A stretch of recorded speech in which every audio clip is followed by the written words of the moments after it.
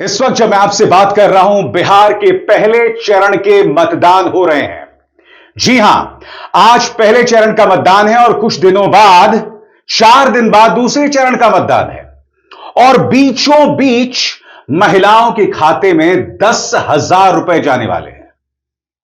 3 किस्त पहले ही जा चुकी है और बावजूद इसके कि 6 अक्टूबर को मॉडल कोड ऑफ कॉन्डक्ट लागू हो चुका था। ये तमाम बातें मैं आपसे क्यों बता रहा हूं दोस्तों? ये तमाम बातें मैं आपसे इसलिए बता रहा हूं कि क्या इन चुनावों को निष्पक्ष कहा जा सकता है? क्या भारतीय चुनाव आयोग भारतीय जनता पार्टी की महज एजेंट बनकर रह गई है? ये सवाल बहुत जरूरी हो जाते हैं दोस्तों, और आज तथ्यों के साथ मैं आपके सामने वो तमाम जानकारियां पेश कर रहा हूं। तो महिलाओं के खातों में 10,000 रुपए जाना, वो भी मॉडल कोड ऑफ कॉन्डक्ट के लागू होने के बाद, इससे पता चल जाता है कि भारतीय जनता पार्टी गठबंधन को ऐसी शानदार बढ़त मिली है जिससे पार पाना महागठबंधन के लिए मुश्किल होने वाला है। नामुमकिन नहीं, क्योंकि भारतीय राजनीति में कुछ नामुमकिन नहीं हुआ है। मगर जैसे मैंने पहले भी बताया था दोस्तों, जब 100 मीटर की रेस होती है ना, तो भारतीय जनता पार्टी का जो प्रत्याशी होता है या बीजेपी खुद 50 मीटर पर जाकर खड़ी होती है। उसे सिर्फ 50 मीटर पार करना होता है और विपक्ष को पूरा 100 मीटर। यह फर्क है। आज बाकायदा मिसाल के साथ मैं प्रमाणित करने वाला हूं। आपके सामने यह हैं भाजपा के पूर्व मंत्री और नेता आर.के. सिंह। इन्होंने बिहार के अंदर हजारों करोड़ के घोटाले की बात की।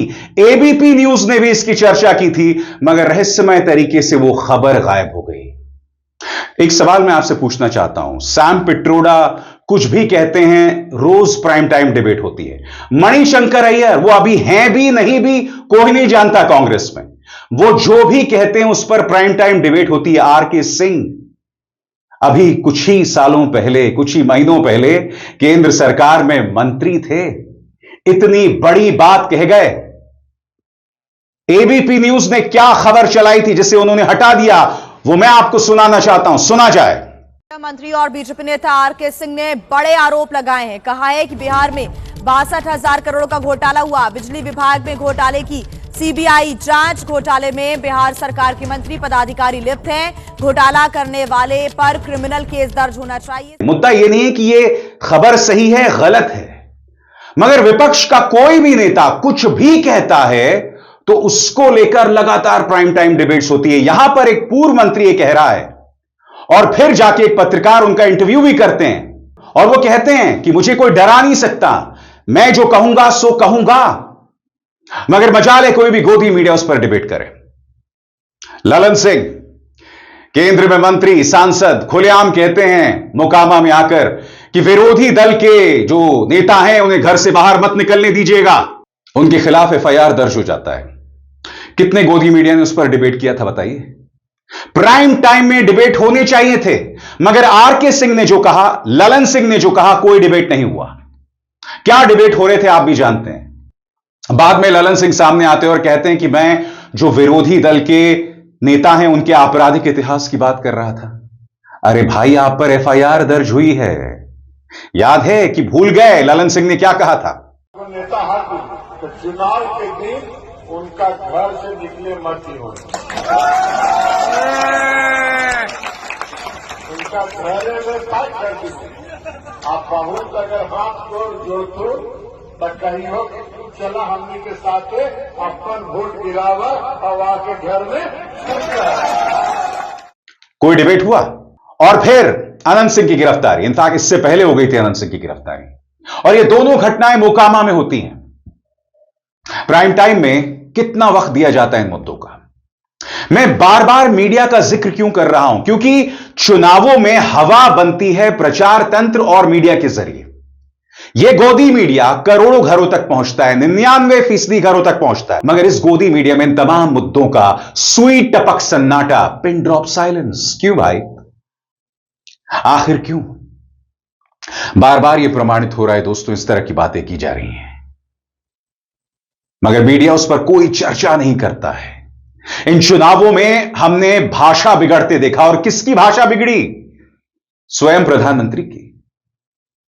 पिछली बार लोकसभा चुनावों में मुजरा की बात की, अब कट्टा पे आ गए। क्या गोदी मीडिया ने उन्हें कटघरे में रखा? क्या सवाल किया गया? सुनिए प्रधानमंत्री ने क्या कहा था, वो गौरवान्वित करने वाला लम्हा। नामांकन वापस लेने से एक दिन पहले बिहार में बंद कमरे में गुंडागर्दी का खेल खेला गया था।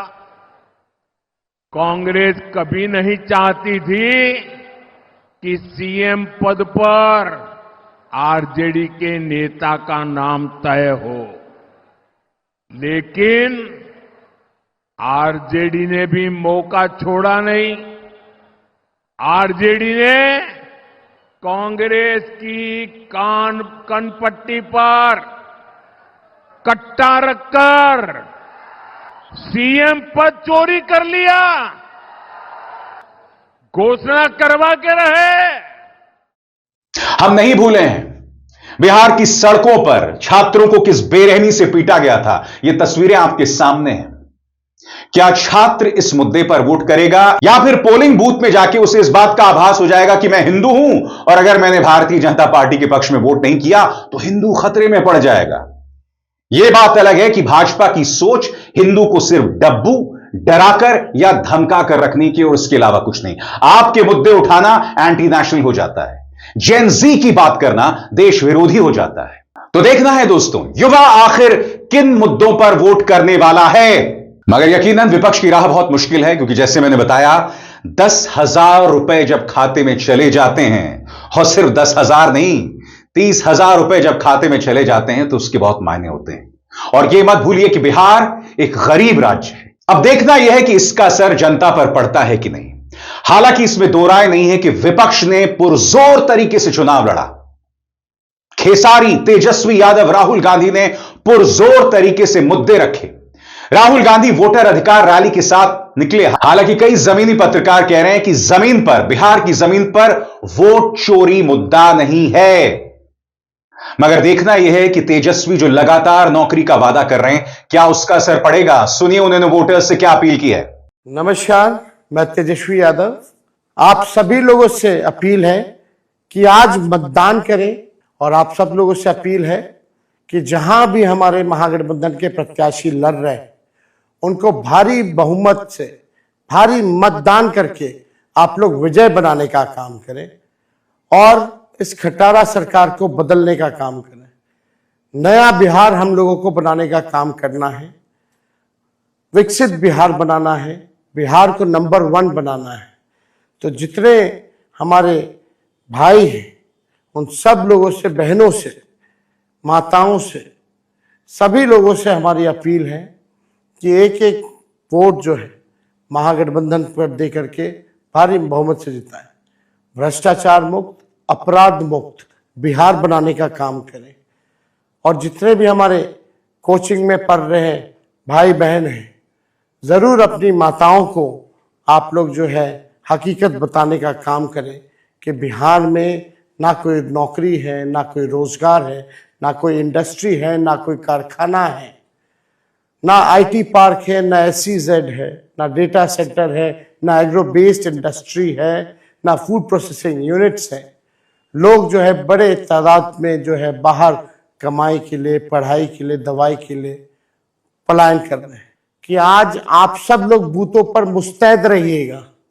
कहीं कोई अगर बेईमानी करना चाहे, कहीं अगर कोई साजिश रचना चाहे, कहीं अगर कोई वोट जो है स्लो कराना चाहे, तो जरूर इलेक्शन कमीशन में कंप्लेन कीजिएगा और मुस्तैदी से जो है चौकन्ने रहने का काम कीजिएगा।